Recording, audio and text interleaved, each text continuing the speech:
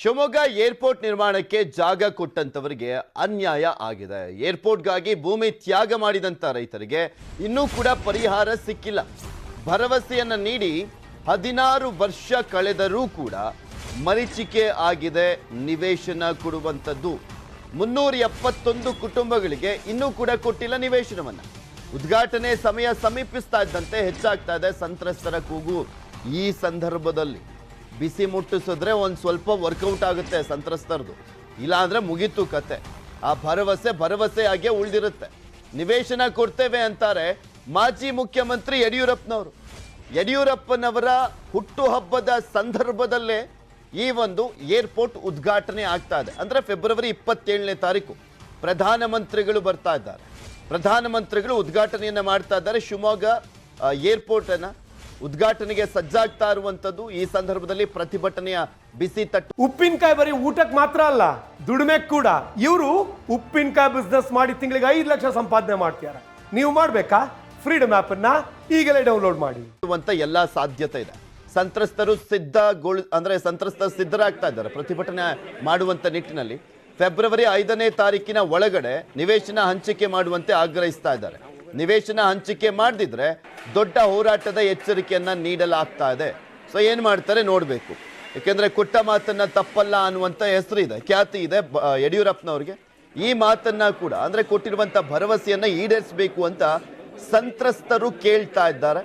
ಯಡಿಯೂರಪ್ಪನವರು ಭರವಸೆಯನ್ನ ಕೊಡ್ತಾನೆ ಇದ್ದಾರೆ. ಇಲ್ಲ ನಾನು ಮಾಡಿಸ್ಕೊಡ್ತೀನಿ, ನೀವು ಯಾವುದೇ ಕಾರಣಕ್ಕೂ ಎದರಕ್ಕೆ ಹೋಗಬೇಡಿ ಅಂತ ಹೇಳ್ತಾ ಇದ್ದಾರೆ. ಬಟ್ ಅದು 16 ವರ್ಷದಿಂದಲೂ ಕೂಡ ಅದೇ ಮಾತು ಕಂಟಿನ್ಯೂ ಆಗ್ತಾ ಇರುವಂತ ಹಿನ್ನೆಲೆಯಲ್ಲಿ ಸಂತ್ರಸ್ತರು ಈ ಬಾರಿ ಬಿಗಿಪಟ್ಟನ್ನ ಹಿಡಿತಾ ಇದ್ದಾರೆ. ಬಿಕಾಸ್ ಯಡಿಯೂರಪ್ಪನವರ ಹುಟ್ಟುಹಬ್ಬದ ಸಂದರ್ಭದಲ್ಲೇ 27ನೇ ತಾರೀಕು ಪ್ರಧಾನಮಂತ್ರಿಗಳು ಈ ಒಂದು ಏರ್ಪೋರ್ಟ್ ಅನ್ನ ಉದ್ಘಾಟನೆಯನ್ನ ಮಾಡಲಿರುವಂಥದ್ದು. ಇದು ನಮ್ಮ ರಾಜ್ಯದಲ್ಲಿ ಕೆಂಪೇಗೌಡ ಇಂಟರ್ನ್ಯಾಷನಲ್ ಏರ್ಪೋರ್ಟ್ ಅನ್ನ ಬಿಟ್ರೆ 2ನೇ ಅತಿ ದೊಡ್ಡ ರನ್ವೇಯನ್ನ ಹೊಂದಿರುವಂತ ಒಂದು ಏರ್ಪೋರ್ಟ್ ಆಗಿದೆ ಇದು.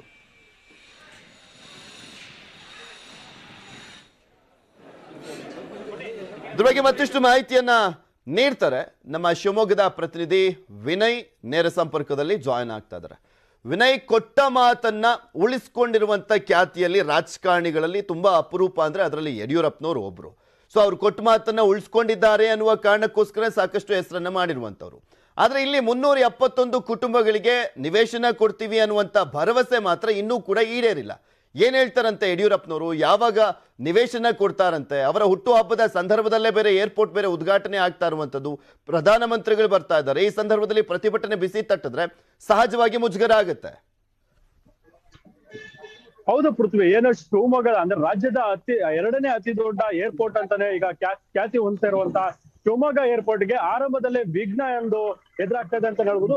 ಏನಂದ್ರೆ ಏನು 600 ಎಕರೆಯಲ್ಲಿ ನಿರ್ಮಾಣಗೊಳ್ಳುತ್ತಿರುವಂತಹ ಈ ಏರ್ಪೋರ್ಟ್ಗೆ ಹಿಂದೆ ಭೂಮಿ ನೀಡಿದಂತಹ ಸಂತ್ರಸ್ತರು ಏನಿದ್ದಾರೆ ಅವರಿಗೆ ಒಂದು ರೀತಿಯಲ್ಲಿ ಆಶ್ವಾಸನೆಯನ್ನ ಕೊಟ್ಟಿದ್ರು. ಏನು ರಾಜಕಾರಣಿಗಳು ಏನು ಆ ಟೈಮ್ ನಲ್ಲಿ ಅವರಿಗೆ ಒಂದು ನಿವೇಶನ ಜೊತೆಗೆ ಏನು ಜಾಗ ಕಳೆದುಕೊಂಡಿದ್ದಕ್ಕೆ ಬದಲಿ ವ್ಯವಸ್ಥೆ ಅಥವಾ ಹಣವನ್ನ ನೀಡುವಂತ ಕಾರ್ಯವನ್ನ ಮಾಡೋದಕ್ಕಾಗಿ ಏನು ಯಡಿಯೂರಪ್ಪ ಅವರು ಕೂಡ ಮುಂದಾಗಿದ್ರು ಅಂತಾನೆ ಹೇಳ್ಬೋದು. ಆದ್ರೆ ಈಗ 16 ವರ್ಷ ಕಳೆದ್ರು ಕೂಡ ಅಲ್ಲಿ ಯಾವುದೇ ರೀತಿಯ ಭರವಸೆ ಈಡೇರಿಲ್ಲ ಅಂತ ಹೇಳಿ ಅಲ್ಲಿ ಸ್ಥಳೀಯರು ಈಗ ಆಕ್ರೋಶವನ್ನ ವ್ಯಕ್ತಪಡಿಸ್ತಾ ಇದ್ದಾರೆ. ಆದ್ರೆ 371 ಕುಟುಂಬಗಳಿಗೆ ಏನು ಅಲ್ಲಿಯ ಮತ್ತೊಂದು ನಿವೇಶನವನ್ನ ನೀಡುವುದಾಗಿ ಭರವಸೆ ನೀಡಿದ್ರು. ಆದ್ರೆ ಯಾವುದೇ ರೀತಿಯಾಗಿ ಈಗಲೂ ಕೂಡ ಅದು ಬಗೆಹರಿದಿಲ್ಲ ಅನ್ನುವ ಆರೋಪವನ್ನ ಮಾಡ್ತಾ ಇದ್ದಾರೆ. ಈಗ ಏನು 27ನೇ ತಾರೀಕು ಅಂದ್ರೆ ಯಡಿಯೂರಪ್ಪನವರ ಹುಟ್ಟುಹಬ್ಬದ ದಿನದಂದೇ ಪ್ರಧಾನಿ ಮೋದಿ ಅವರು ಬಂದು ಉದ್ಘಾಟನೆ ಮಾಡಲಿರುವಂತಹ ಏರ್ಪೋರ್ಟ್ ಏನಿದೆ ಅಲ್ಲಿ ಪ್ರತಿಭಟನೆಯ ಬಿಸಿ ಕೂಡ ಈಗ ಕಾಡ್ತಾ ಇದೆ ಅಂತಾನೆ ಹೇಳ್ಬೋದು. ಈಗ